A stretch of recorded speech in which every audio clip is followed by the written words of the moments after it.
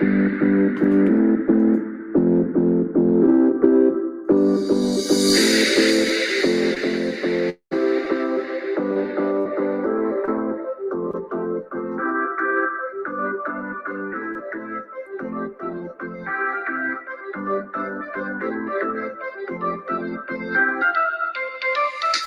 to stay informed, get educated, and feel empowered? Stay tuned where information is power.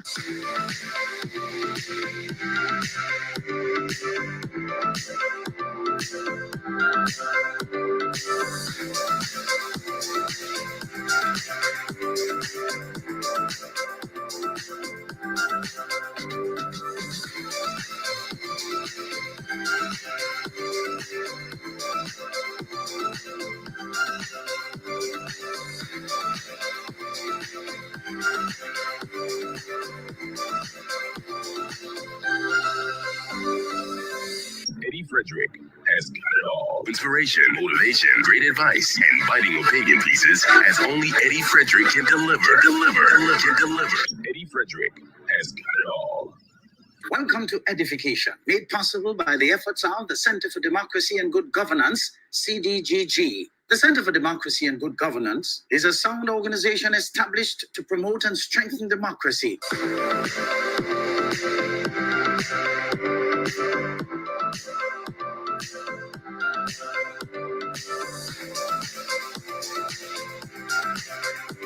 So summer special at Country Cold Store.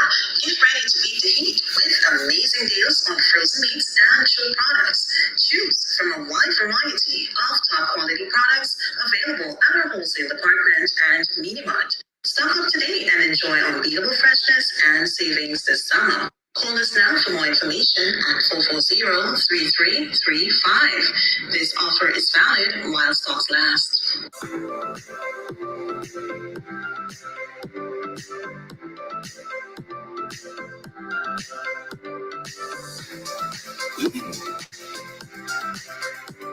Need a personal integrity booster shot? Your prescription is right here. Tune in with Eddie Frederick every week. Information is power. Attention all forward-thinking companies. Sure, you can do with a continuous positive boost to your image and impact your bottom line.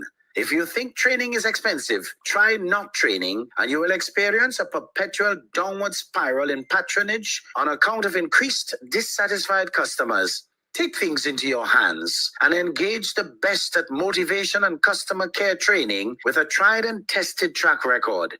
Visit www.efrederick.com now and learn how you can change the atmosphere in your business and improve the customer experience for everyone who does business with you.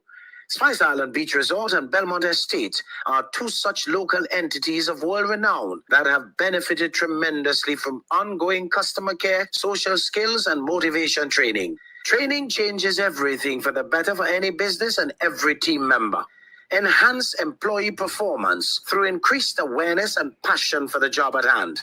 Greater potential in your workforce awaits you through engaged, high-energy training that works. Log on now, www.efrederick.com. Eddie Frederick has got it all. The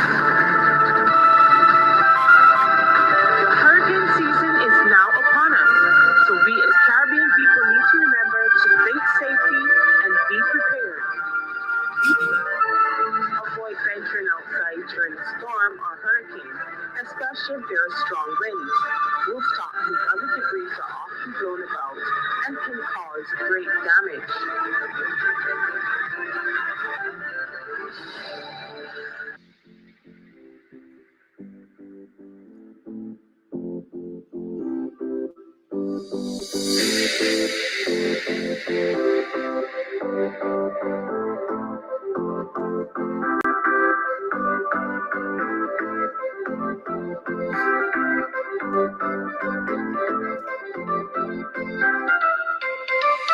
You're listening to Eddie Frederick, where good values make great radio.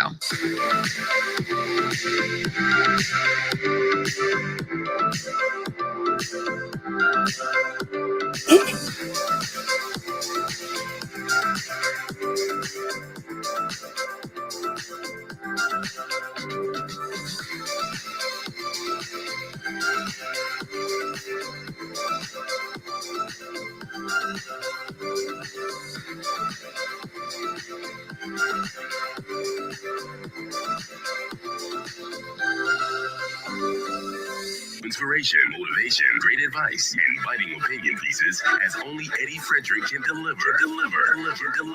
Eddie Frederick has got it all.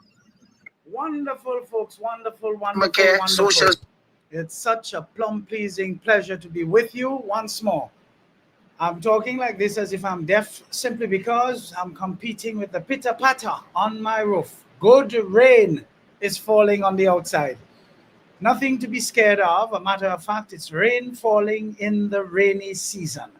So welcome to Edification 284 as we proceed to navigate life, of course, in our extremely challenging world. I hasten to remind us all that we are still in the hurricane season. Reason enough to pay attention to all weather bulletins as part of our ongoing efforts at preparation. We have to remember the cruel world in which we live today is not necessarily coming to save any of us.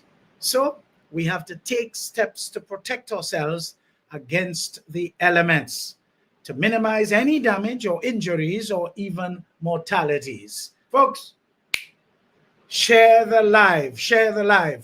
As soon as you come into the room today, share that live. Please like, love, comment, and interact as you usually do to make this program as interactive and alive as ever. Thanks for your loyalty to this podcast, which many of you consider a webinar that inspires and motivates. Of course, settle in, folks. The microphone is hot today. Make sure you ate or you're eating, or you just have a drink to sip while you listen and interact. So let's get uncomfortably real for the duration of this entire session today. It's promising to be rivetingly hot. You see, what matters is that you loyalists are here and tuned in. Trust me, today we're not just scratching the surface. We are actually taking a diamond-tipped drill to the marble facade of the perfect life and seeing the cheap particle board disappointment hiding behind it. Folks, our topic for today: what would cause someone who had it all to descend into the gutter when they slipped from grace? That's quite interesting. I wanted to share something before I actually got into that, but I think time permitting, I will actually pivot back to that and share. So we'll get right into today's topic. What would cause someone who had it all to descend into the gutter when they slipped from grace? You see, the easy answer is that is where they probably came from. So it's easy for them to return. But more seriously, though, we are not talking about a stumble. We're not talking about a bad quarter, a messy breakup, or even getting caught saying something dumb on a hot mic. Oh, no. We are talking about a full-blown Icarus meets the sun, spectacular face plant into the sewer. The kind of fall where you don't just lose your job. You end up on a documentary narrated by a guy with a deeply concerned British accent. So what causes that? You see, it's not one thing. It's a perfect storm of psychological betrayals. And the first, the absolute kingpin of this catastrophe is the identity lie. Isn't that interesting, folks? Let me flesh that out for you. I told you this is going to be rivetingly hot. Huh? You see, most people who have it all, and in this case, had it all, don't actually have an identity. They have a resume. Oh man, and a very good one at that. They have a LinkedIn profile that glows like radioactive waste. They have a lifestyle which heavily leans on the stupidity and naivety of others. Their sense of self is wielded directly to their status, their ill-gotten wealth, their infamy, their corner office with a view that they never actually have time to glance at, far less to appreciate. You see, their identity isn't, I'm a person who's kind, curious, and resilient. Oh no. Their identity is, I am a winner. I am the CEO. I am the head nigger in charge. I am the star. I am the guy in the tailored suit who gets the table at the restaurant you can't even pronounce the name of. I am the prime minister, and I get to sit up front in the church and be recognized by the pastor, the priest, or even the bishop as a good person, when everybody else knows you're only a good-for-nothing son of a gun and just a village idiot. You see, this is a house of cards built on a fault line. Because when the slip happens, the scandal breaks, the executive stage is a coup, the addiction is discovered, that identity isn't just damaged, it is annihilated. You see, poof, gone. And what's left? A terrifying vacuum. You see the pretty good looking package in a brown paper bag. Ay, ay, ay. Not knowing what's inside piques one's interest to pick it up and take a look. But upon opening that brown paper bag, you notice banana peel, potato peel, yam peel, and other pieces of garbage. You were properly fooled.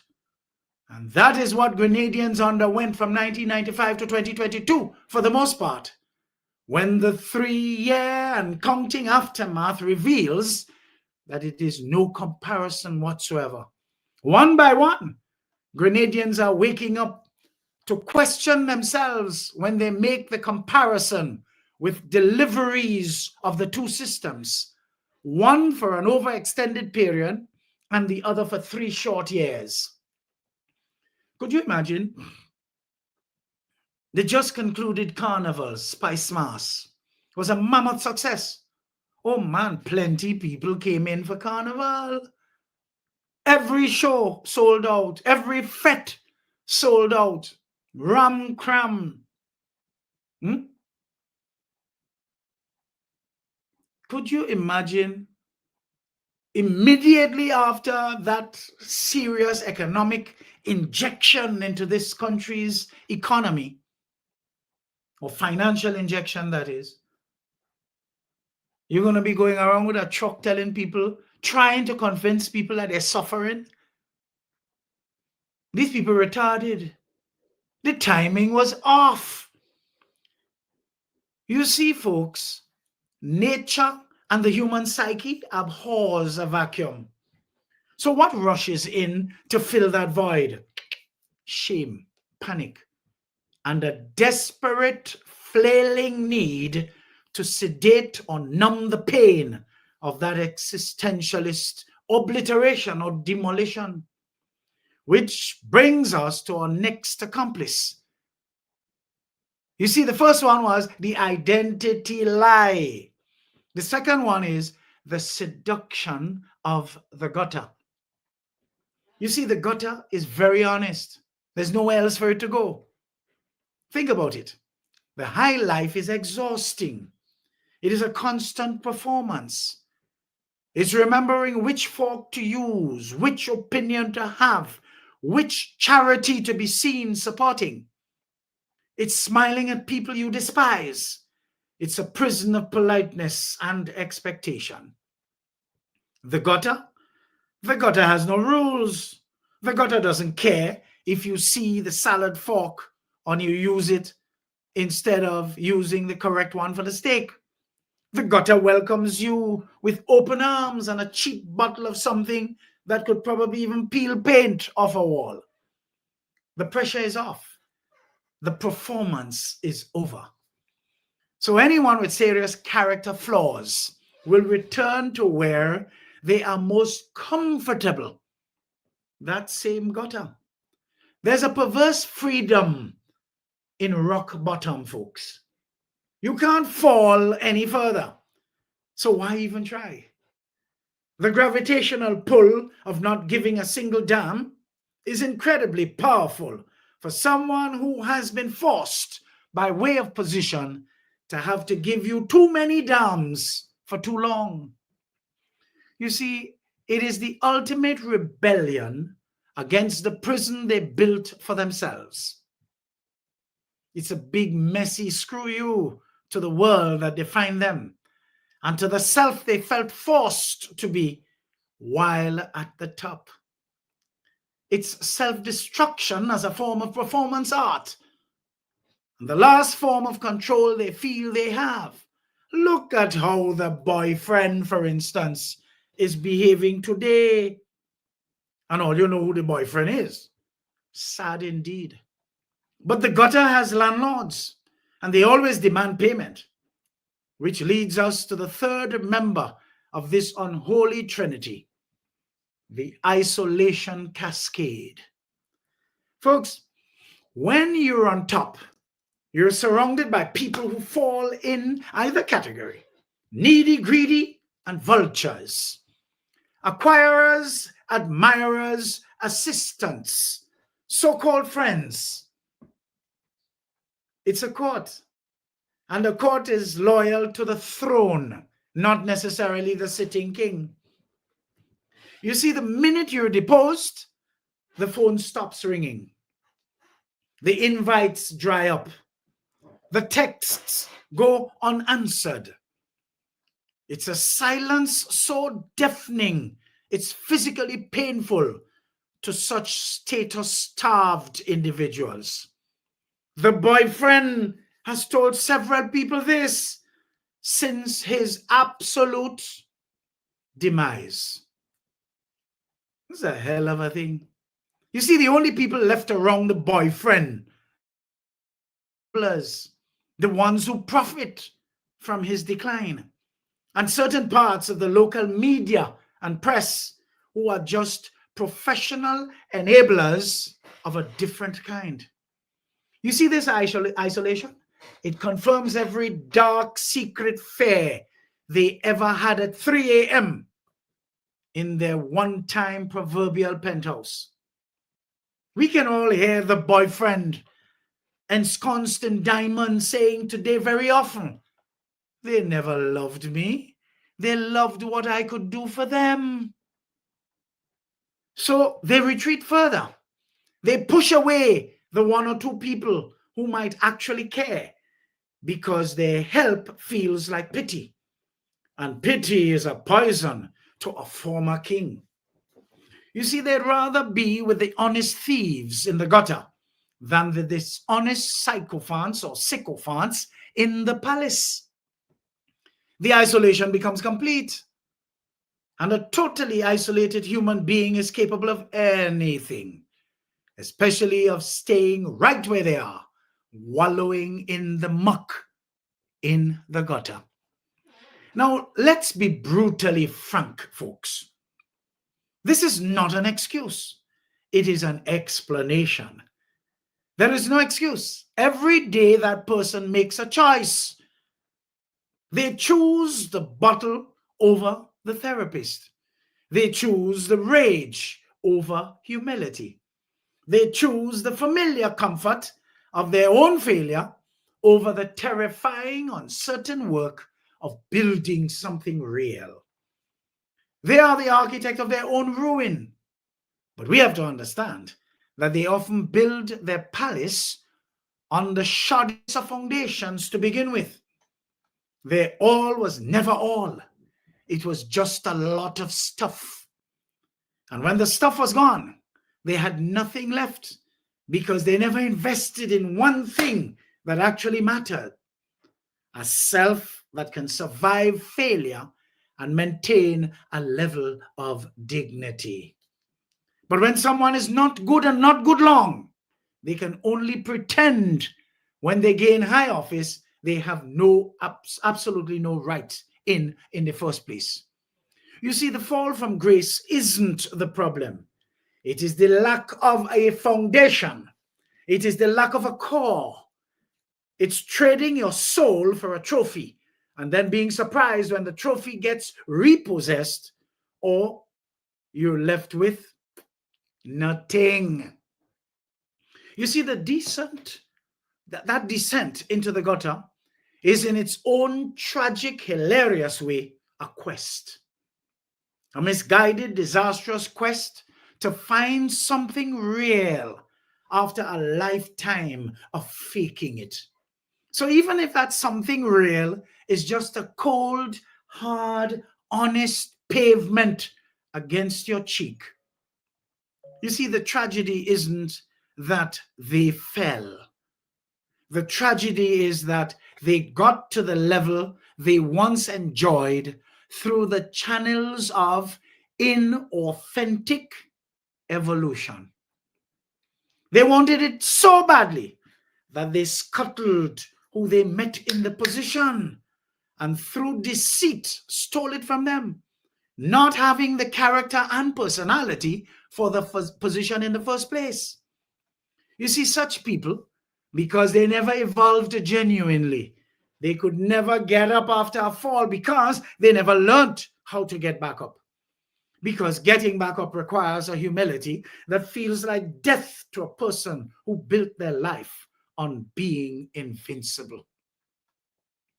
You see, it's easier to just lie there on the ground and let the gutter take you as it has already reclaimed its property in the old nastiness.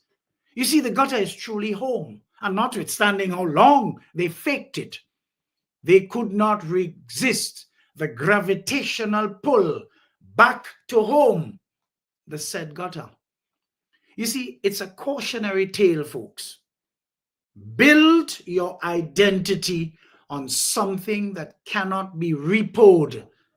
You know what that is? It's a short for repossessed. Be kind, be curious, nurture relationships that are not transactional but meaningful. Stop going for many and go for few so that you can have real relationships. Because one day you might slip, and it's what's underneath you, not how high you were, that will determine whether you land in the gutter or just on your behind. And landing on your behind, that's just a story you tell later because you get up. Landing in the gutter, oh Lord, that's a documentary. So there you have it. The answer to the following question: what would cause someone who had it all to descend into the gutter when he or she slipped from grace? Let's take a little break here, folks, and we'll come right back with more, a lot more, where this came from. And it's going to be good. I promise you, rivetingly good today. So let's take this break.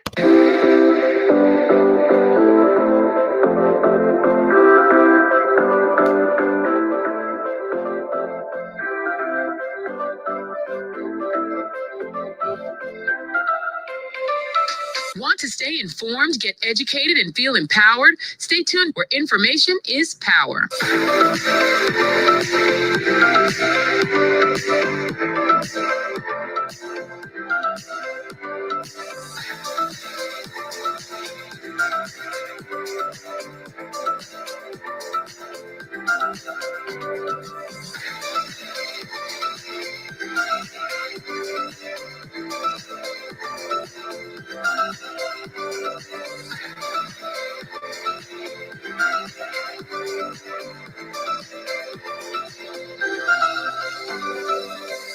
Eddie Frederick has got it all. Inspiration, motivation, great advice, and biting opinion pieces as only Eddie Frederick can deliver.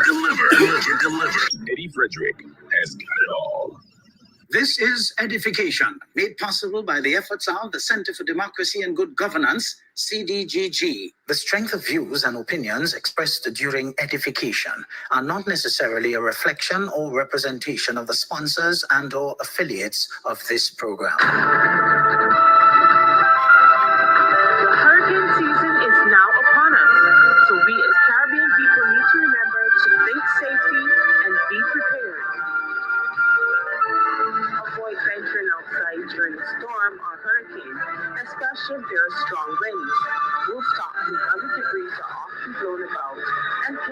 cause great damage.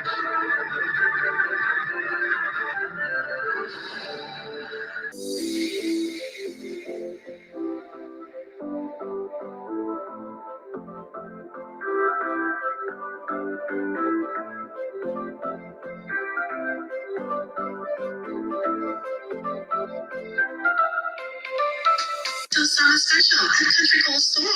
Get ready to beat the heat with amazing deals on frozen meats and chilled products.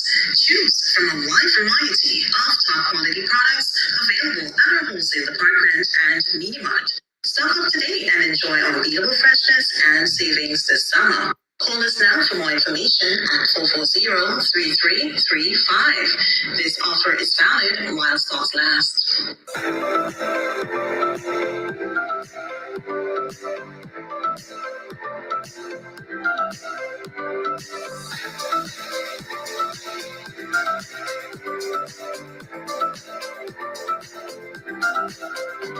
You're tuned to Eddie Frederick, where information is power. Eddie Frederick has got it all. Inspiration, motivation, great advice, and biting opinion pieces as only Eddie Frederick can deliver. Eddie Frederick has got it all. Yes, folks. Yes, folks. Yes, folks. Those of you just joining, I'd like to welcome you. It's better to be late than dead on time. So thank you for making it.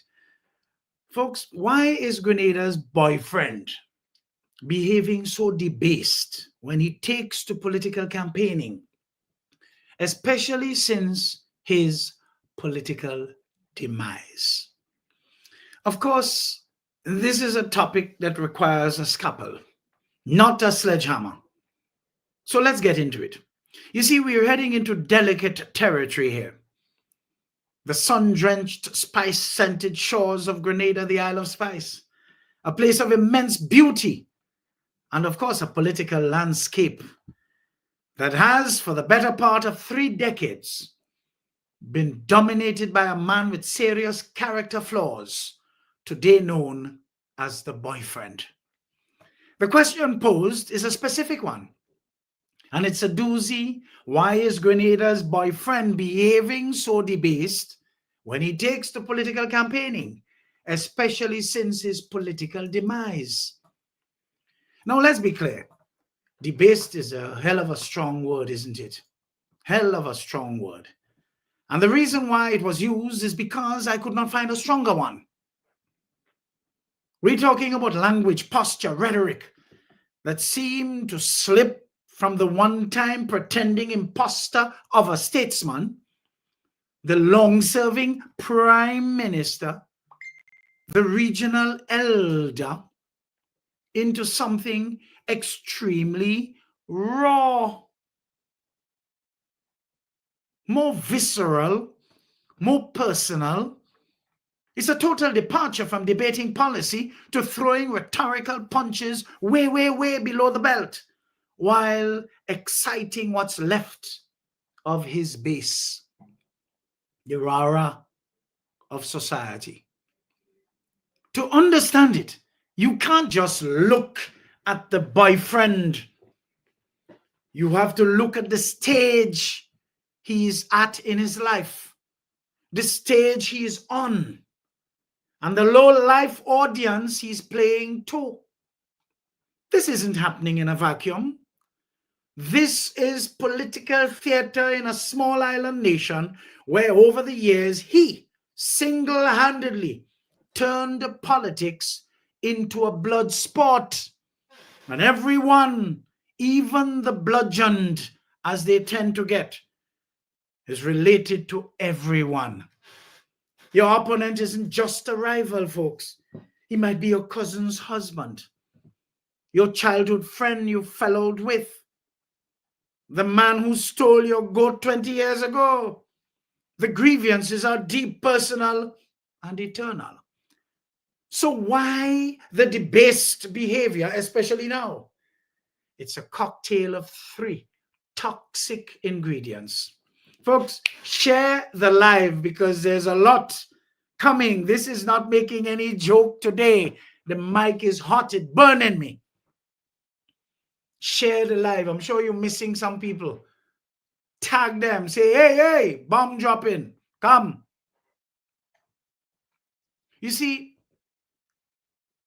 the debased behavior is based on, of course, the three toxic ingredients. First, the addiction to the spotlight. Let's be brutally frank here.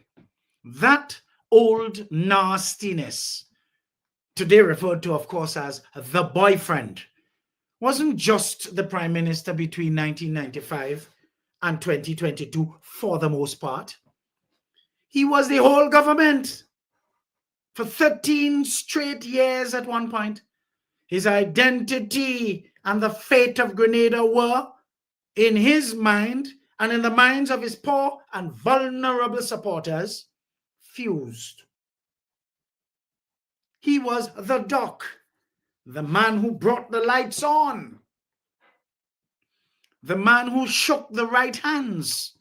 All this time, they are not realizing that he was the man who could fake it well at that particular level with some inconsistencies here and there, which indicated his comfort at every turn with the gutter.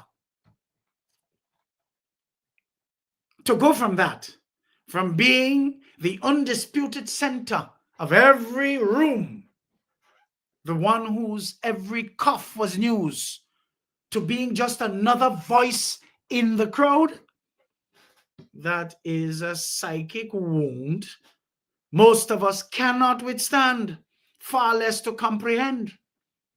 You see, the campaign trail is the only hit of that old drug that he gets.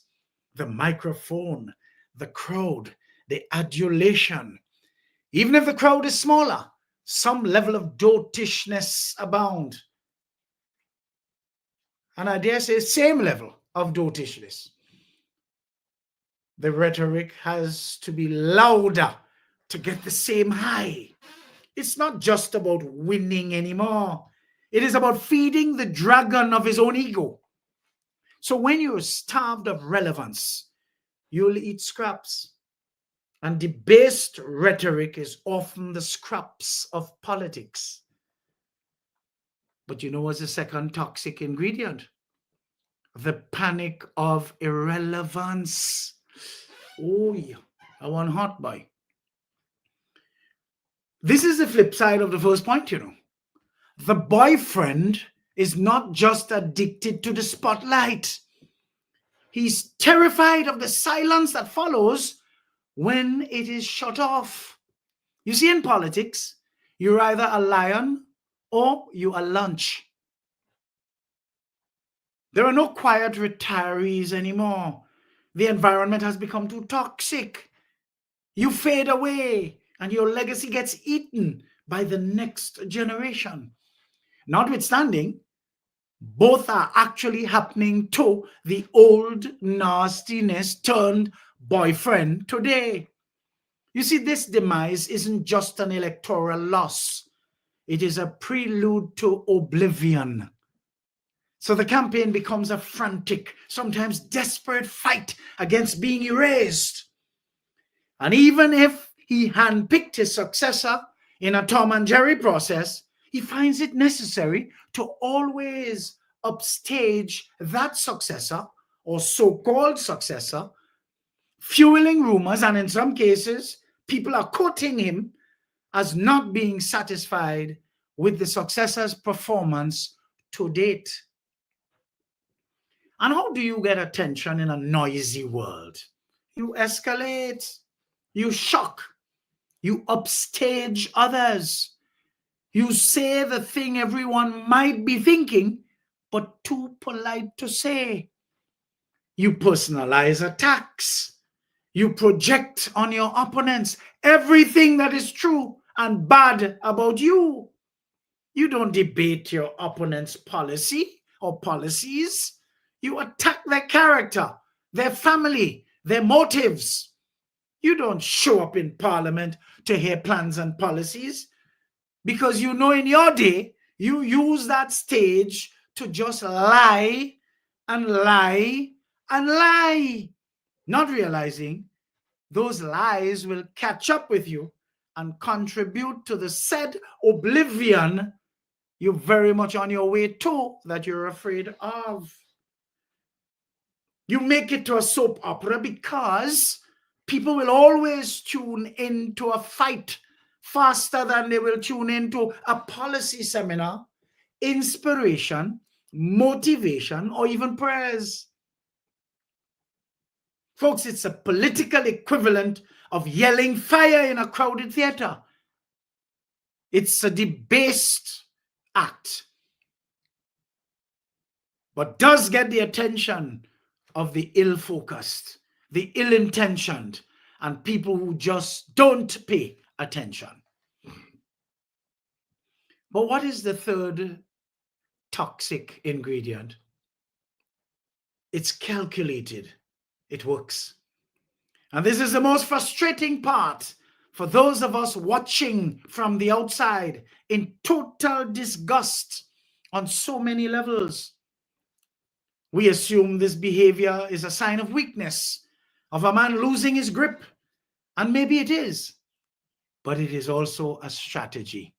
I ain't getting left at all, so I'm going out swinging. You see, this isn't Zurich. It isn't London. This is Grenada. Politics here is not always fought on the pages of white papers. It's fought in the rum shops, at fish fries, on the streets in towns and villages. It's emotional, but it is most importantly tribal. A well-delivered cutting insult, one that makes the crowd gasp, then laugh, can be more effective than a 10-point plan about GDP growth. It signals strength. It signals that you're still a fighter, even though in this case, you can see the tremors in pronounced words and the inaudible and unclear subparts of statements. It signals that the idiot hasn't gone soft in his old age. For a certain segment of the population, this is what strong leadership looks like. You have to be vulgar, gutterish, and just nasty, because that's what strong leadership is all about. But that is strong leadership for the people in the gutter with you. It's not debased to them.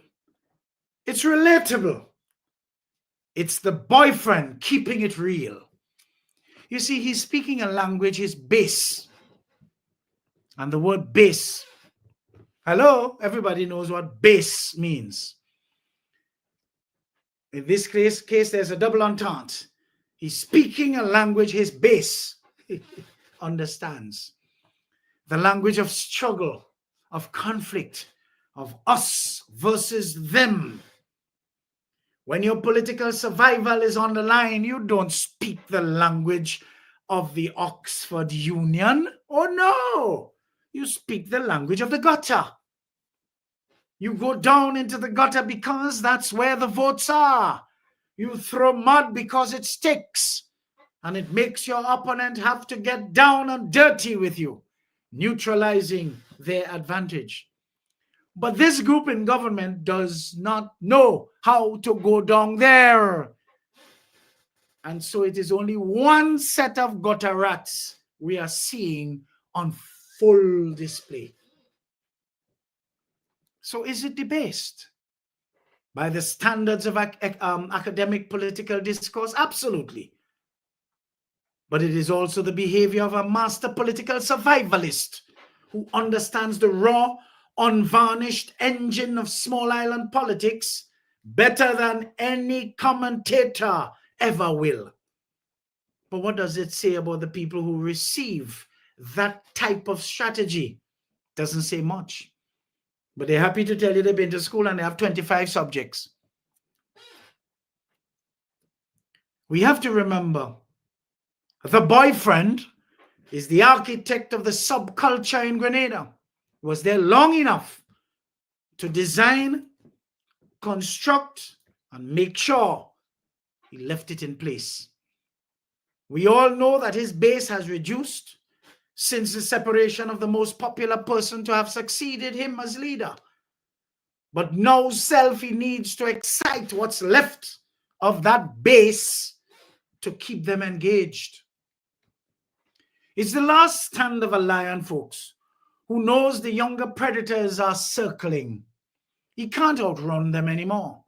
So he's showing what's left of his teeth, roaring louder and more ferociously than ever, hoping to sound alone. The sound alone will make them back off. It's not about dignity. It's not about survival. And in politics, survival is the only game that truly matters to status-starved individuals who are spent and out of timing. You see, the spice life in the spotlight is not just about nutmeg, mace, cinnamon, etc. It's about the pepper you throw in the political pot. Sometimes it gets too hot for outsiders to handle. But folks, when old age steps in, people tend to get X-rated with their conversations. Filters are gone. And even if they are discussing anything constructive, they have to color it with ribald. You know what's ribald? Commonness. Cognitive decline is a hell of a thing. The X-rated former leader of the National Nasty Party is just downright disgusting. I have no blame to give to any of the members of last Sunday's showing or any audience of theirs for that matter. These people were crafted and cultivated from 1995 to 2022 for the most part. And now he has them where he wants them, with little to no hope of them being redeemed. He has a willing and able audience to cheer him on. He knew what he was doing. You remember how irritated he was? To the point he objected to being referred to as the old man this and the old man that and the old man the other.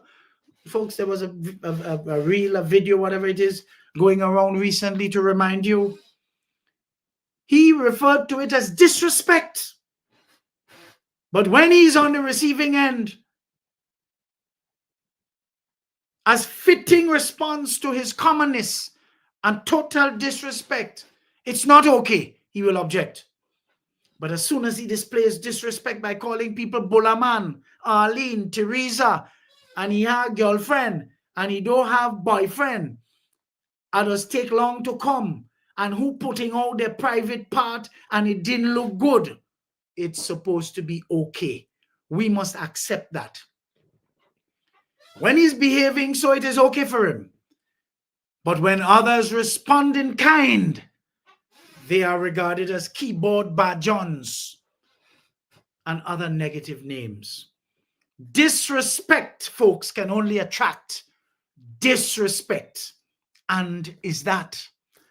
Folks, my mother always used to say, it is not the dollars that make noise, it is the change. Be careful what you say by virtue of, if you're going to look at it in dollar and cents, by virtue of what you spend.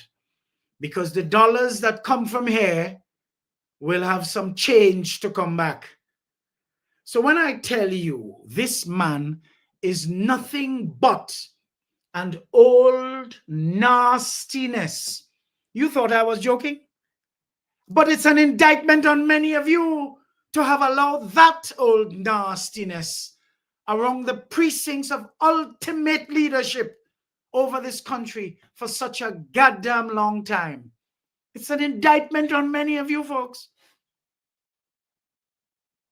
Many of you have been mixing up kakapool for foul egg. Disrespect can only attract disrespect. You see, the old nastiness has to be his real name, which when he's called by, he and his goons, they tend to get vexed. There's nothing about this dirtiness that reflects anything that would convince anyone that he was a leader of a nation for such a long period, far less to be ever considered a statesman. He's just an old gyptic. It's a total indictment on the Grenadian people to have tolerated that low level, posing as ultimate leader for so goddamn long over this nation that is accustomed being leading in this Caribbean. Y'all went to sleep. You do not come from a Gary, a bishop, and you end up in the dustbin, you know. And these dustbin people going around saying they're coming to rescue Grenada, you know. They are allergic to goodness, you know. So what would cause someone who had it all to descend into the gutter when he or she slipped from grace? Folks, I told you this was going to be hot. There are some people who are still missing. Get them, because they don't want to miss this. It's a good thing they're gone. And I'm totally convinced they're not coming back. So let's take a little break here and we'll come right back with a lot more fire where this came from.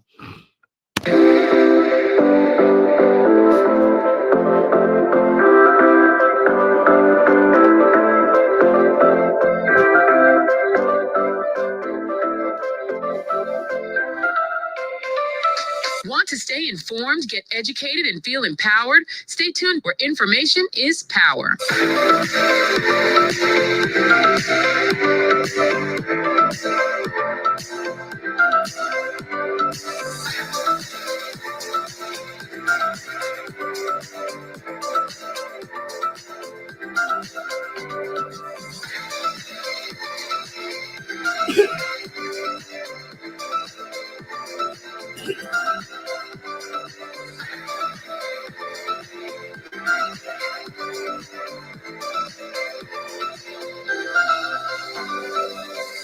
Eddie Frederick has got it all. Inspiration, motivation, great advice, and biting opinion pieces as only Eddie Frederick can deliver.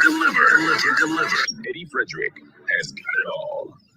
This is EDDIE-FICATION, made possible by the efforts of the Center for Democracy and Good Governance, CDGG. The strength of views and opinions expressed during EDDIE-FICATION are not necessarily a reflection or representation of the sponsors and/or affiliates of this program.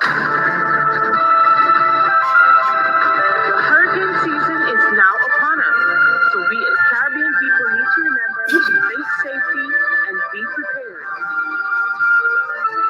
Avoid venturing outside during a storm or hurricane, especially if there are strong winds. Rooftops and other debris are often blown about and can cause great damage.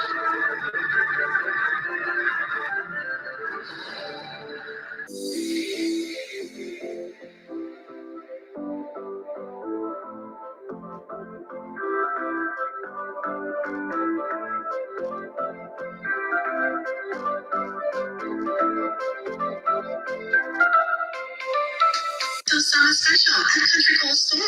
Get ready to beat the heat with amazing deals on frozen meats and chilled products. Choose from a wide variety of top quality products available at our wholesale department and mini mart. Stock up today and enjoy unbeatable freshness and savings this summer. Call us now for more information at 440-3335. This offer is valid while stocks last.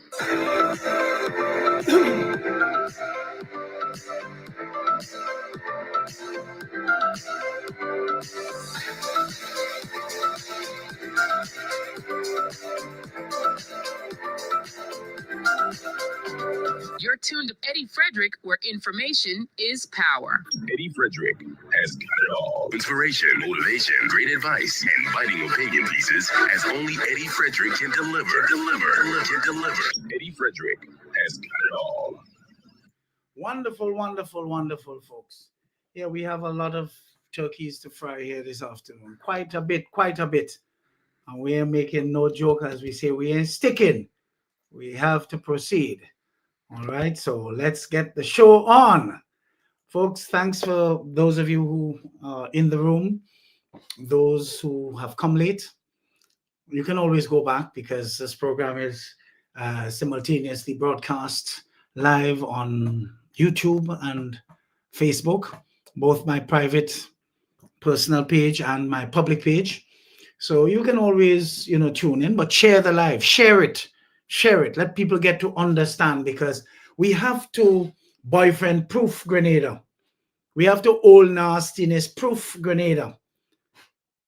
Good. This, when you think of big people, big old man behaving the way you expect the young people in taking their cue from him, the country, the young people must behave like if they're right off, because that's the example they have. And you all accommodated this Jeptic for so long that a lot of his doings were actually normalized. Disrespect. People don't even understand what is disrespect and what is respect, because all this man ever did using the power of state was to disrespect people. And today, sycophants talking nonsense about victimization. People listen, I have something here to say. Let me just go ahead and say my thing, because it's just disgusting. Totally disgusting. Folks, many people question whether the once a man, twice a child syndrome applies to the boyfriend, who is nearing 80, of course, and who therefore behaves as if he has lost his filters at this stage. Or is it just a case of cognitive decline? Maybe he is just going out of his way to remind us all that he's really tropical Trump. Folks, that's a hand grenade of a question there, This question begs us to clinically diagnose a man on a public podcast based on a stereotype about aging. Listen to this, you will hear there's a twist to this. So follow me, pay attention. Pay attention. Those of you who know you can multitask well, leave other tasks right now and just pay attention. So many people have invoked cognitive decline and the loss of filters as if they are foregone conclusions for anyone, and in particular the old nastiness nearing 80. So we need to unpack this carefully, because this line of thinking is not just potentially inaccurate, it may even be deeply dangerous. And it plays right into the very kind of debased rhetoric we were just talking about. But listen to this. I told you there's a twist coming, so pay attention. You see, the phrase once a man, twice a child is a folksy, ageist image. It's not a medical diagnosis. It paints all aging with the same broad, demeaning brush, suggesting that every older person is inevitably destined for a second childhood, loss of agency, and a loss of mind. It's a convenient narrative to dismiss someone that you disagree with, or we are reminded to be very careful in doing this, as if we live long enough, we too may pass in that classification. Let's face it, we all know people who are way over 80, into their 90s, who are quite composed physically and mentally. Their intellect is as sharp as ever. As over the years, even if they have lost a little something here and there, they are still with us in the strictest sense of the word. Now, is it possible that an individual of any age could experience cognitive changes that affect their judgment? Absolutely. It's a human possibility at 50, 60, 70, 80. And there, but for the grace of God, the many of us go. But to look at the boyfriend's calculated, strategic, and historically consistent political behavior and chalk it up to lost filters and even cognitive decline is not just lazy. It could very, very well be a profound misreading of the situation. Didn't I tell you to listen carefully? Pay attention. And here is why. First, it lets him off the hook. If we dismiss his actions as a symptom of senility, we absolve him of agency and responsibility.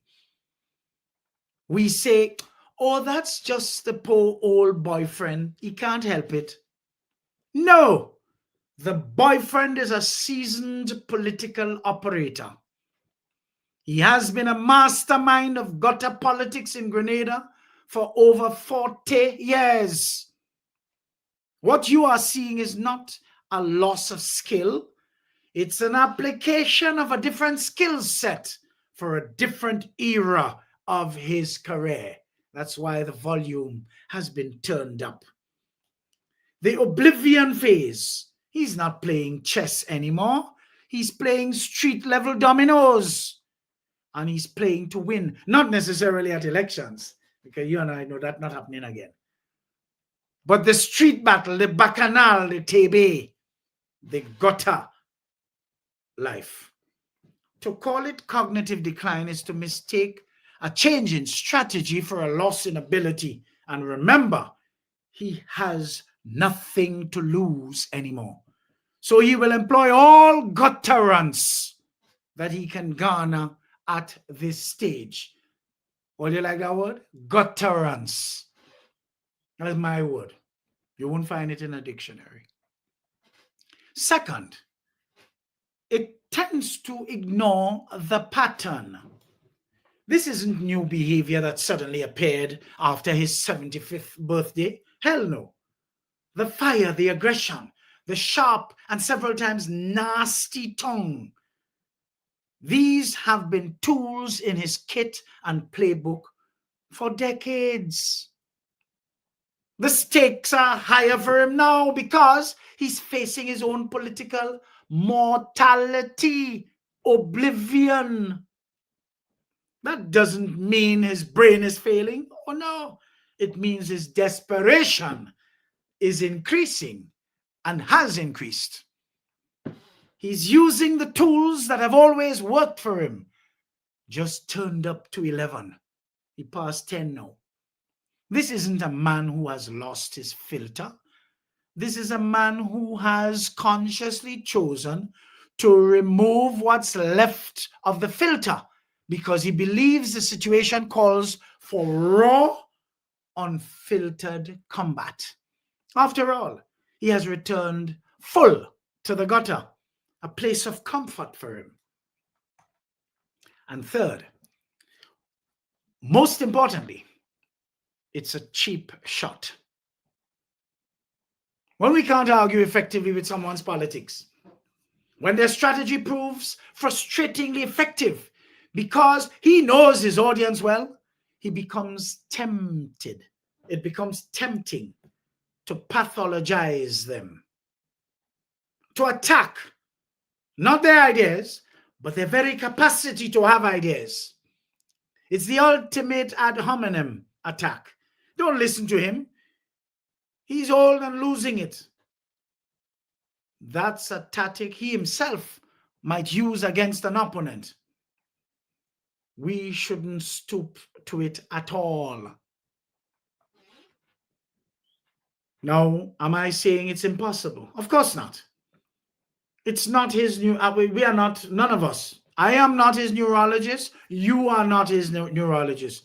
The people chanting this on social media about cognitive decline and losing filters, none of them is his neurologist either.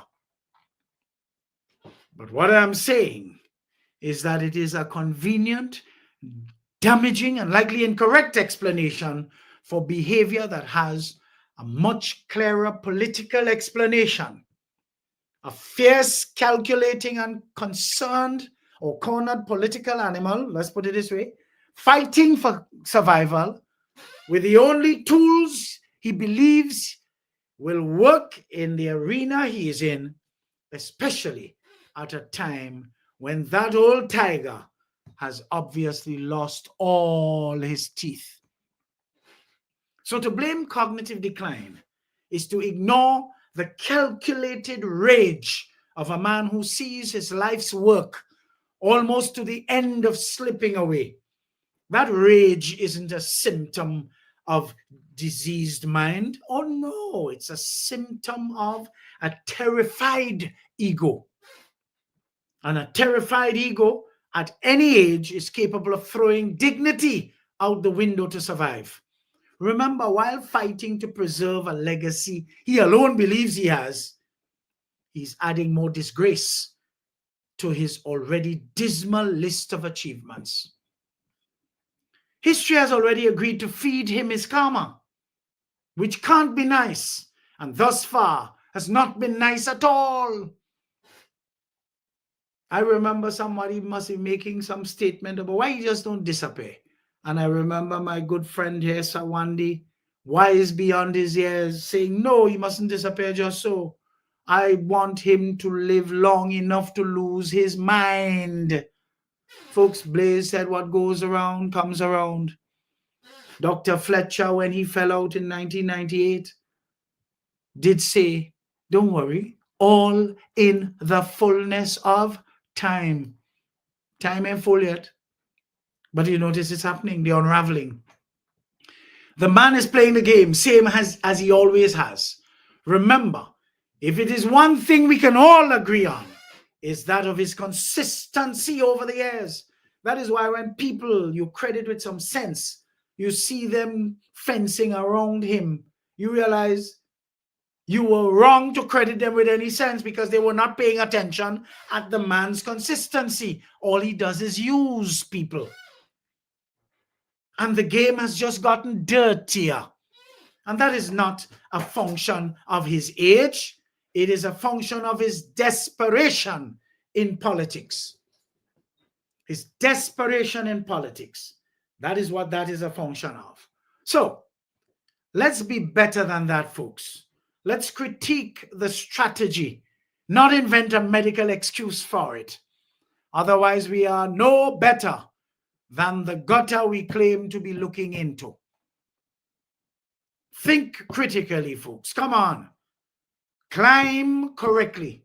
Pass through the correct channels. Use humility as your guide, for fear that if and when you fall from grace, people will remember you fondly and stretch out a hand to help you, and not to dish out ridicule at every turn, as you're seeing the boyfriend receiving today. When you use the correct channel to evolve and to grow, when you slip or fall, you are likely to remember in reverse order how to get back up. When you assume leadership, the highest position in your business, organization, or country, you ought to have acquired such position through honesty. If not, and you are reputed to have stolen it through connivance and deceit, hey, in the fullness of time, what goes around comes back around. You will not have to descend into the pits of hell to reconnect with your true self, wallowing in the subculture, which is where you rightfully belong. Oh no. You would have passed through the channels correctly, that your climb will have been genuinely admired and emulated by others. When you see a man who had it all, used his position while having it all to punish others, to vituperate, to rail against detractors, those same victims today must be having the last laugh to witness that same vagabond misbehaving in true gutter style to befit who he has been all along. Ain't good and ain't good long. Goodly folks, build deep foundations so people will not have to ask, what would cause someone who had it all to descend into the gutter when he or she slipped from grace? Let's take a break and we'll come back with our final segment. Folks, I told you today is going to be hot.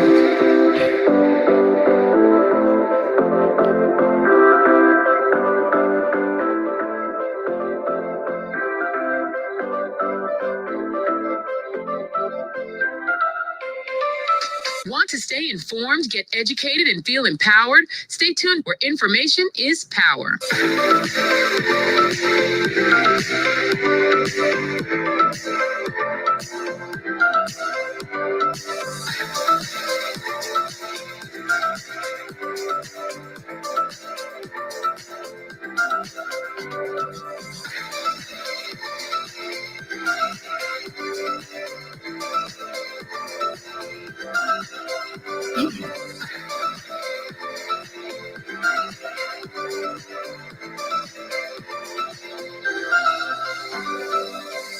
Eddie Frederick has got it all. Inspiration, motivation, great advice, and biting opinion pieces as only Eddie Frederick can deliver. Eddie Frederick has got it all. This is Edification, made possible by the efforts of the Center for Democracy and Good Governance, CDGG. The strength of views and opinions expressed during edification are not necessarily a reflection or representation of the sponsors and/or affiliates of this program. The hurricane season is now upon us, so we as Caribbean people need to remember to think safety and be prepared. Avoid venturing outside during a storm or hurricane, especially if there are strong winds. Rooftops and other debris are often blown about and can cause great damage.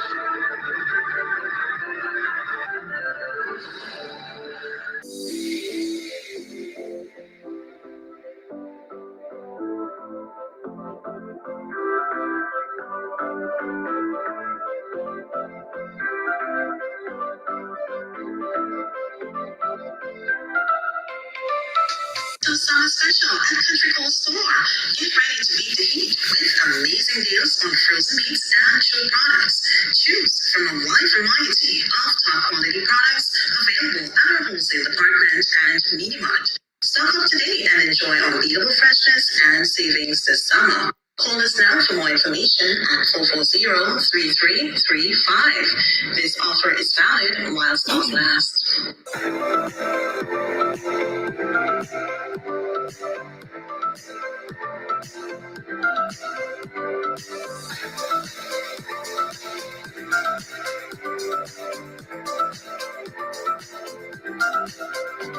You're tuned to Eddie Frederick, where information is power. Eddie Frederick has got it all. Inspiration, motivation, great advice, and biting opinion pieces as only Eddie Frederick can deliver.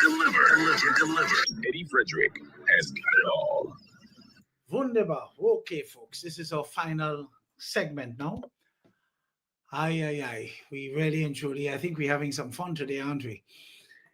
For those of you who have just joined or recently joined in time to get this final segment, welcome.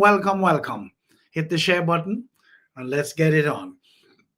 Folks, we're asking a similar question, but for a more specific idea or focus.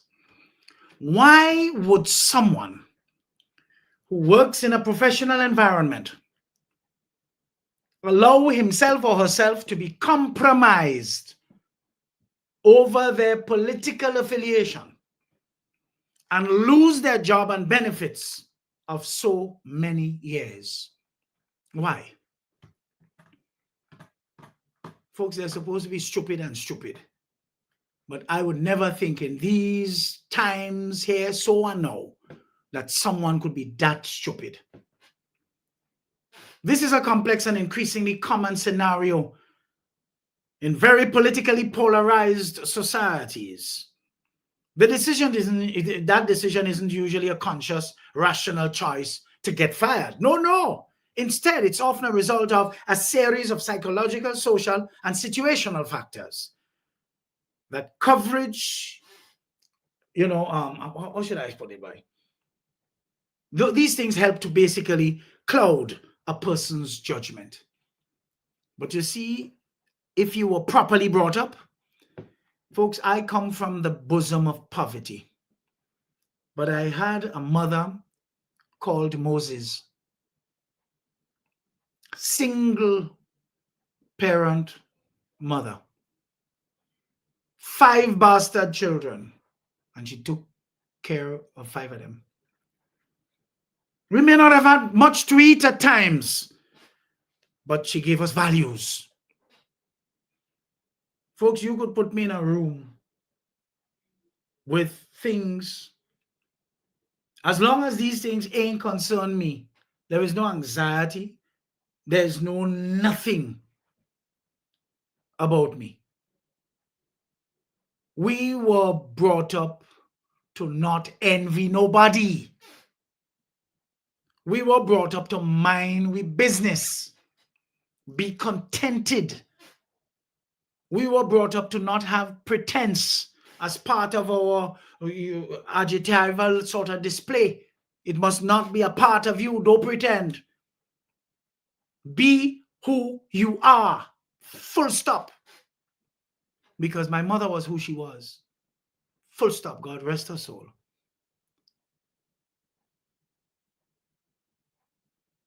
You see, we have to make that rational choice to stay honest. How could you be so... There had to be some kind of obia.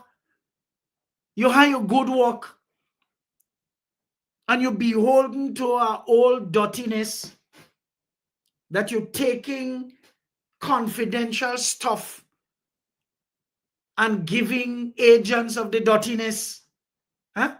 Or making sure they get what you expect. Folks, let me tell you something. I'm a student of history. I love history. Bernard Cord,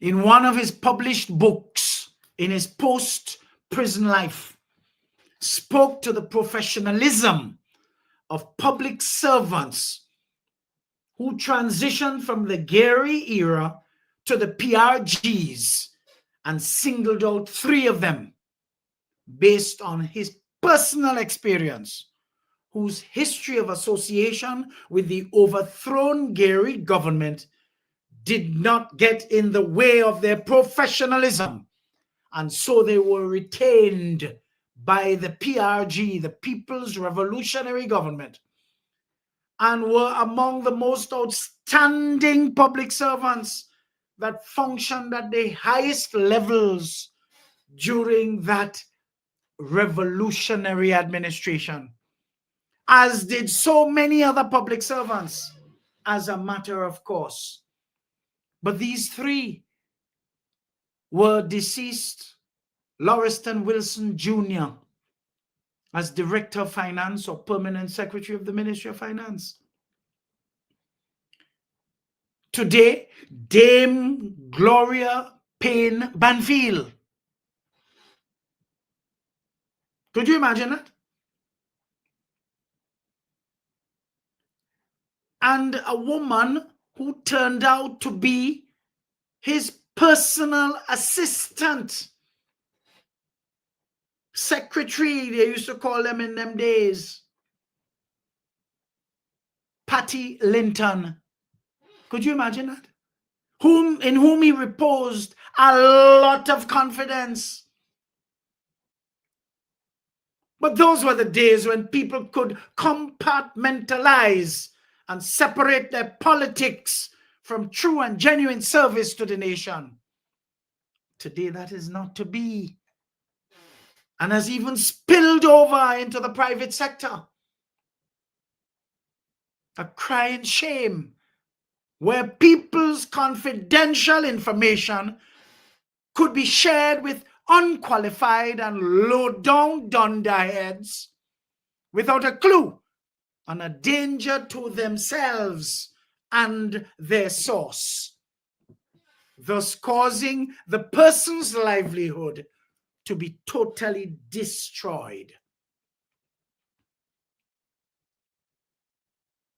Folks, we've been hearing a lot of drop down and dead, drop down and dead, drop down and dead recently. So much so I'm afraid to action my phone in the mornings to go on social media. Afraid. Because I don't like to be greeted with that kind of news. But this person is just as good as dead that we're talking about here too. Folks, I told you some weeks ago, the lack of confidentiality is becoming a national security problem. Investors coming into a small country like this, knowing that they have to employ locals to work, cannot survive if the said locals are taking people's confidential business out. We have to know our goddamn place. And a lot of us don't. Investors are not going to stay in a mud pig kind of gutter environment like this. We have to change that. We cannot be too free with people's information.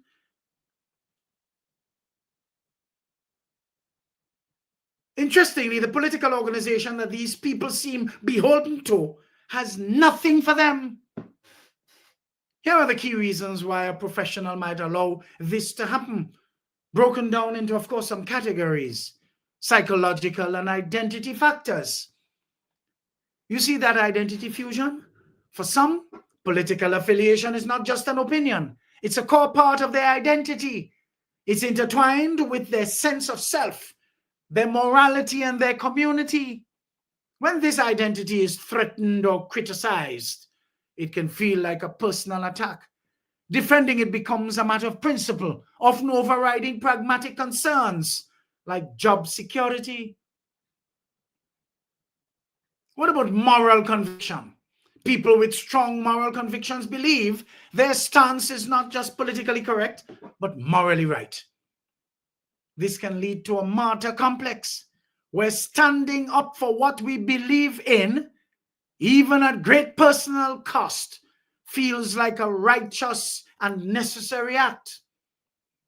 The cause is bigger than the job.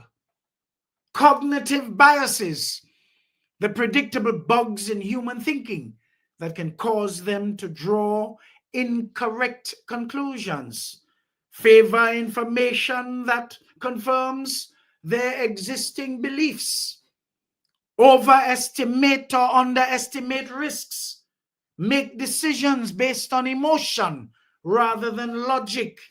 And of course, if you have no upbringing, no proper upbringing, you ain't see nothing wrong with that.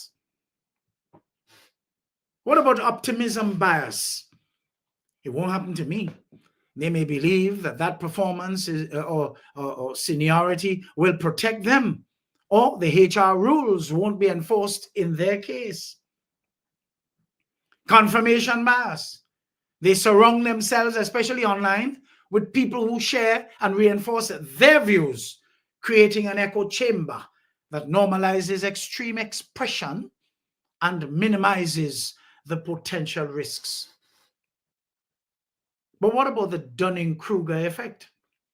They may overestimate their understanding of their company's social media policies or what constitutes protected speech, mistakenly believing they are on safe ground.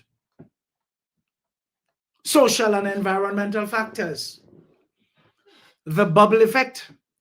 If an individual's social circle, both inside and outside work, is politically homogeneous, they may lose touch with the diverse perspectives within their broader professional environment. They might not realize how provocative, or offensive their statements could be to colleagues, clients, or even executives. They will become so stuck in their mental frame that they know no boundaries when it comes to what they share. Polarization and tribalism. God, we have a lot of both of those here. In a highly polarized climate like ours here in Grenada, politics becomes a team sport.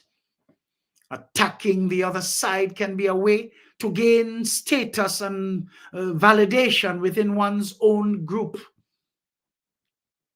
This social reward can, in the moment, feel more immediate and tangible than the abstract risk of professional consequences. Social media dynamics. Platforms are designed to encourage impulsive, emotional, and performative expressions. The rush of likes, shares, and supportive comments from one's tribe can be addictive and create a false sense of security and endorsement, leading to increasingly risky posts. But the 99 days for the thief and the one for the watchman principle arises here too. And that's all it takes for the trap to flam once. Situational and professional context factors. Misjudging the workplace culture. An employee might incorrectly assume their company's culture is more aligned with their views than it is, or that a particular executive will shield them. They may not understand that a company's primary concern is often risk mitigation, avoiding lawsuits, brand damage, or client or business loss, not adjudicating the truth of a political debate that they have absolutely no right to be drawn into. Blurring of personal and professional life. You see, the line between personal, social media, and professional life has virtually disappeared. A post made on a private account can easily be screenshotted, and shared with HR. The idea that what I do on my time is my business is often legally and contractually incorrect. What you do on your own time is really who you are. And when all the dust is removed from the fake persona that you presented at the interview to secure the job, and the pretense you use to prop up your ability to hold a job, that real self turns out to be undesirable and not a match for the professional environment after all, notwithstanding how long, even if you're there for 30 years.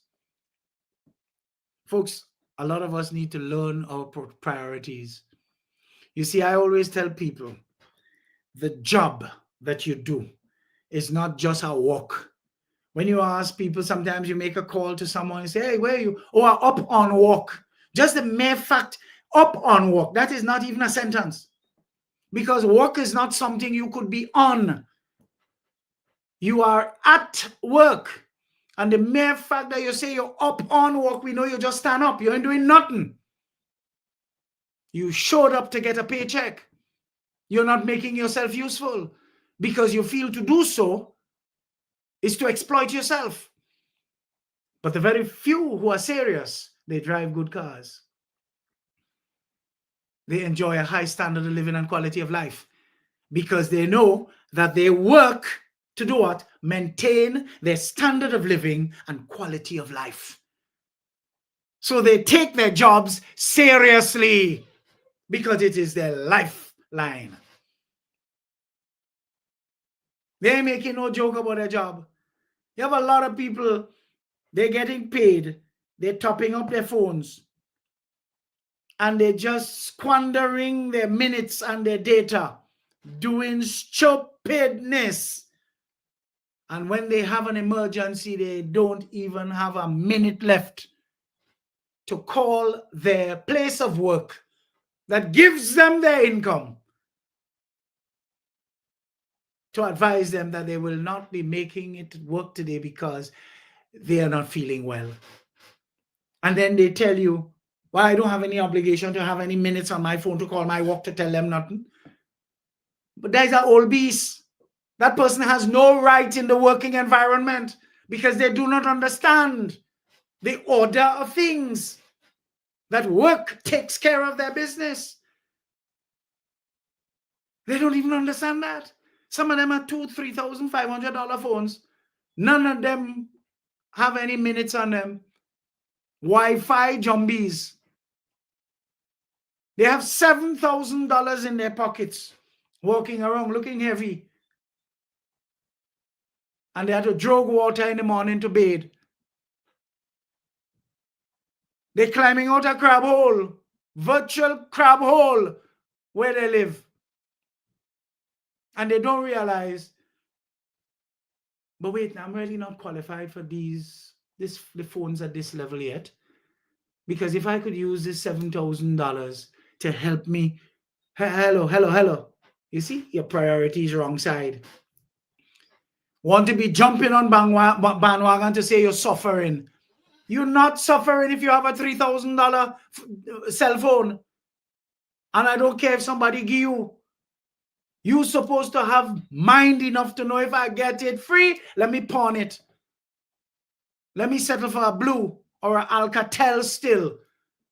But at least I could get $2,000 out of this to help me get a lift in my life. I am sure the person wouldn't even be vexed with you. They will not even be mad at you. They'll be happy that you converted that gift, that vanity gift, into something meaningful for yourselves. Folks, this situation with a lack of priorities is very vexing, you know. It is annoying because people feel they must come to you with Dunhill cigarettes in their pocket asking you for $20. But how much for the Dunhill? And you see the brand they're smoking. Bourgeois brand. And they like to look posing. They don't even have the presence of mind to hide it, to qualify. Because anybody that begs me and they have cigarette, I say, sell them. People pay a lot of money for one cigarette. Sell it. You will get your $20. Hello, folks. We have to start to think.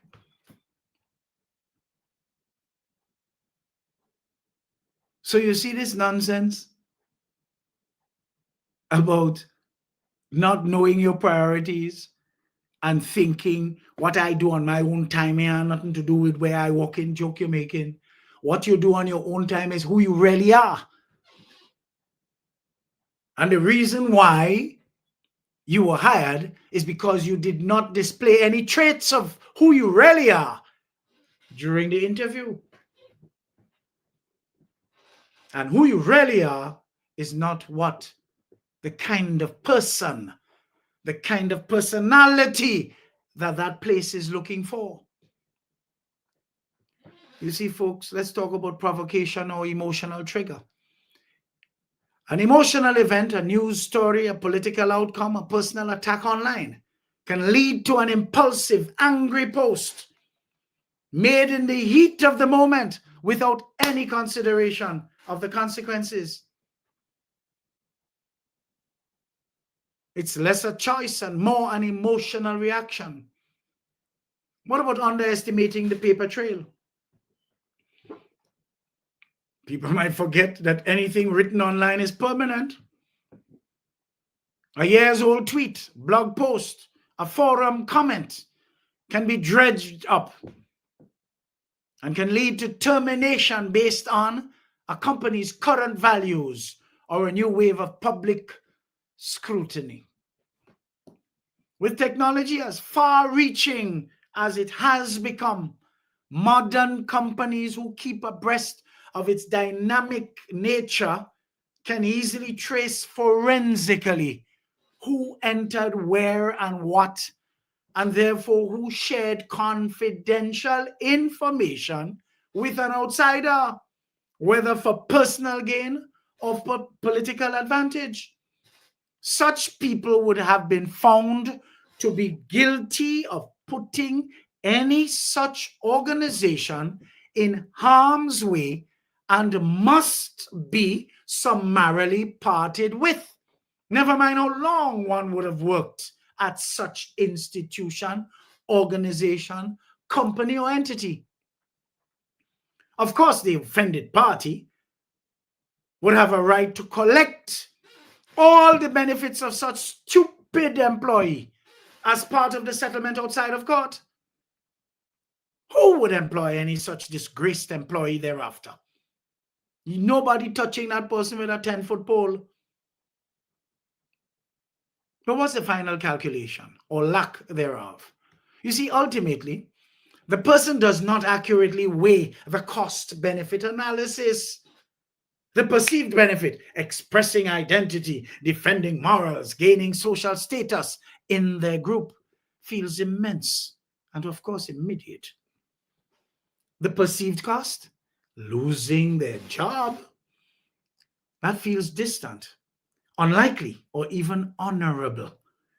They are prioritizing a deeply held intrinsic value, their belief system, over an extrinsic value, their salary and title. To an outside observer, this seems irrational. To the individual, in that specific psychological and social context, it can feel like the only morally consistent path. Let me just summarize here for you quickly, folks.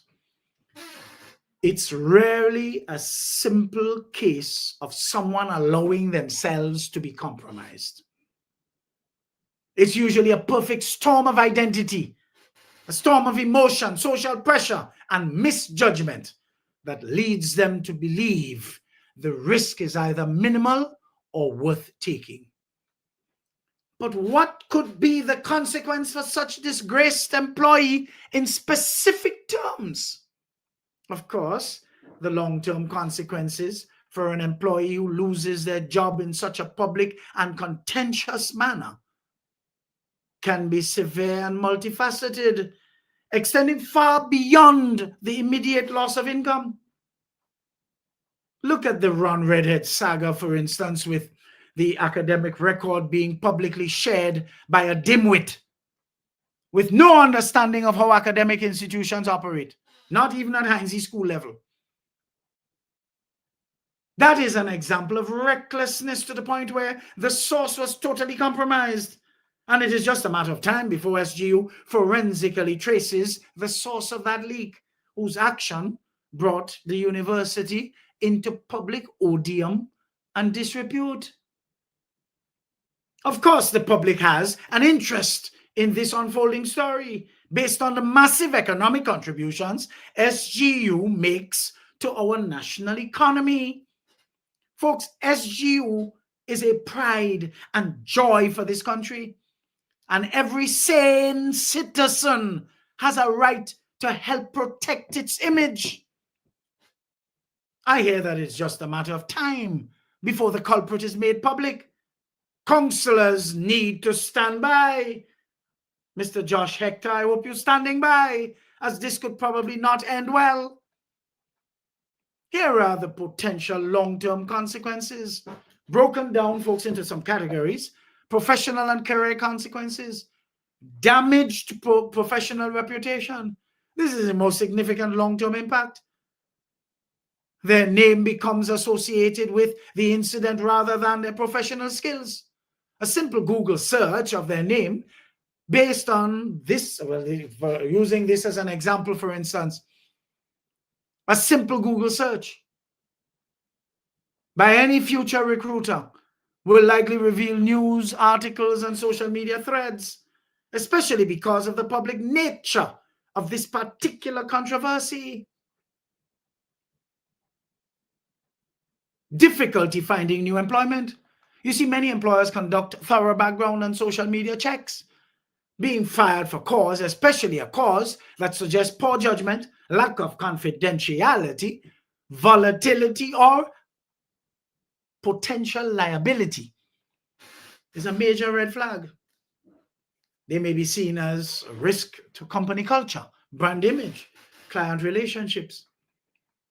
What about industry blacklisting? You see, depending on the industry's size and nature, word can spread quickly. They may find themselves effectively blacklisted from their chosen field, especially if it is a tight-knit industry that values conservative public image. Example: finance, law, education, certain areas of consulting. What about stunted career trajectory? Stunted career trajectory. They may be forced to take a job in a different, potentially lower paying industry or at any significantly low level than their previous position, which requires no confidentiality. This can set their career back by years, if not decades, just ahead of death. What about a loss of network? You see, former colleagues and professional contacts may distance themselves, either due to disagreement with the employer's views or simply to avoid the employee's views, or simply to avoid being associated with the controversy. This loss of a professional network is a critical blow to future opportunities, as people of substance will avoid such person like the plague. But there are some financial consequences too: loss of income and benefits, the immediate loss of salary, health insurance, retirement contributions, and other benefits can have a cascading effect.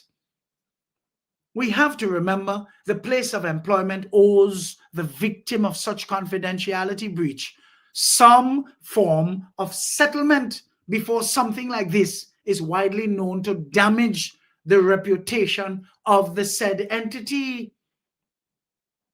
Where is some of that financial settlement to come from?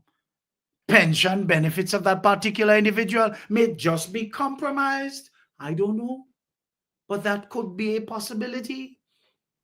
Financial instability, a prolonged period of unemployment can lead to debt, drained savings, and difficulty securing or servicing loans, mortgages, car loan, due to a lack of steady income. What about lower lifetime earnings? Being forced to change industries or accept a lower level position often results in a permanent reduction in their lifetime earning potential. Standard of living and quality of life are just about to drop. Psychological or personal consequences. You see, stress and anxiety. And you know that based on how we live today, there's a lot of that going around. You see, the combination of financial pressure, public shame, and an uncertain future can lead to significant mental health challenges, including anxiety, depression, and insomnia. Social isolation. They may experience ostracism from their former social circles, both professional and personal. Friends may choose sides, leading to a sort of shrunken support system just when it's needed most. Identity crisis. If their job was a core part of their identity, hey, it's lost, especially under disgraceful circumstances. That can lead to a profound crisis of self-worth and purpose. Cynicism and distrust. You see, folks, the experience can make them deeply distrusted by institutions, corporate environments, former colleagues, potentially making it harder to integrate into a new workplace. Folks, there's a price we have to pay for stupidity. In summary, the long-term consequence is a profound reduction of opportunity. Doors that were once open professionally, financially, and socially can slam tightly shut in your face. You see, the person might be forced to operate from a position of weakness and must work exceptionally hard to rebuild trust and credibility, often in a completely new context. The original mistake, folks, becomes a defining event that they must spend years overcoming. So what would cause someone who had it all to descend into such stupidity and end up slipping from grace? Political loyalty, loyalty to a cult, Loyalty to something led by someone who ain't good and ain't good long? No. Folks, well, you know where this reach. I am in, I'm out, I am gone. Thanks for joining. Continue to share. See you next week at the same time, same place for more extraordinary programming. Until then, I invite you to stay safe, stay well, remain vigilant, stay lifted, stay focused. You can find me on Facebook, Instagram, LinkedIn, Twitter, and YouTube. Just type in my name, Edward or Eddie Frederick. Subscribe, like, and share. And be prepared to receive your mental multivitamins as straight up as I deliver them. Folks, I put in something in the comment section here, and I know you all like it. Let's sign off with this assurance. Keith gone, and he not coming back.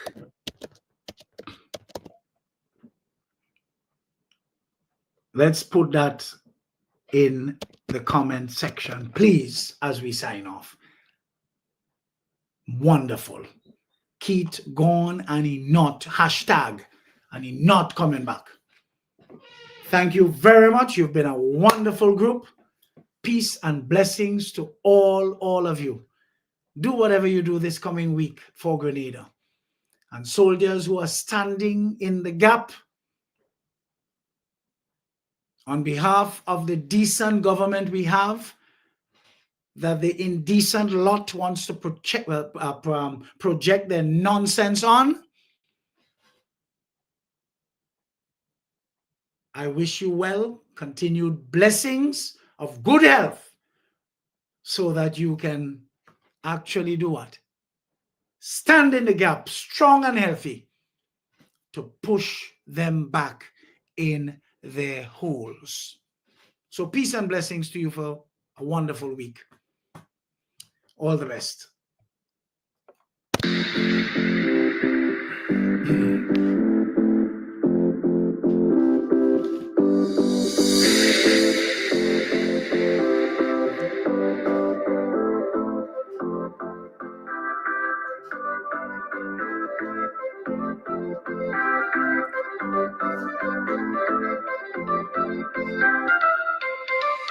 Want to stay informed, get educated, and feel empowered? Stay tuned, where information is power.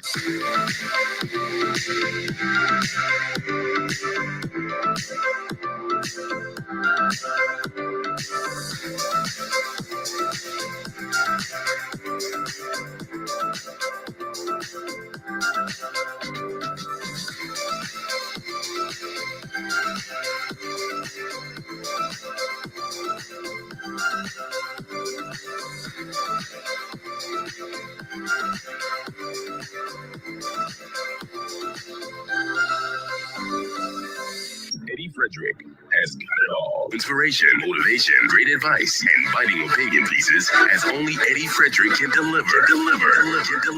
Eddie Frederick has got it all. This has been Edification, made possible by the efforts of the Center for Democracy and Good Governance, CDGG. The Center for Democracy and Good Governance is a sound organization established to promote and strengthen democracy.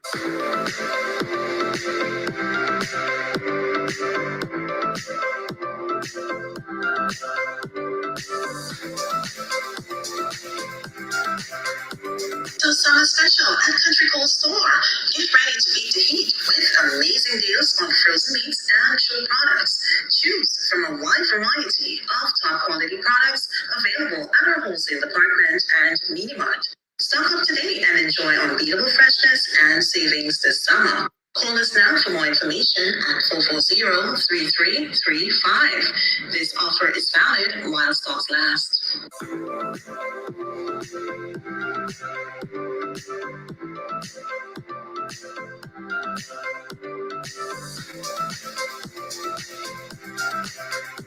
Need a personal integrity booster shot? Your prescription is right here. Tune in with Eddie Frederick every week. Information is power. Attention all forward-thinking companies. Sure, you can do with a continuous positive boost to your image and impact your bottom line.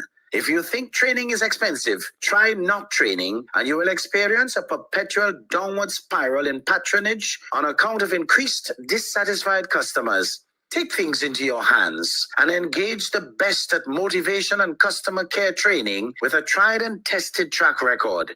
Visit www.efrederick.com now and learn how you can change the atmosphere in your business and improve the customer experience for everyone who does business with you. Spice Island Beach Resort and Belmont Estate are two such local entities of world renown that have benefited tremendously from ongoing customer care, social skills, and motivation training. Training changes everything for the better for any business and every team member. Enhance employee performance through increased awareness and passion for the job at hand.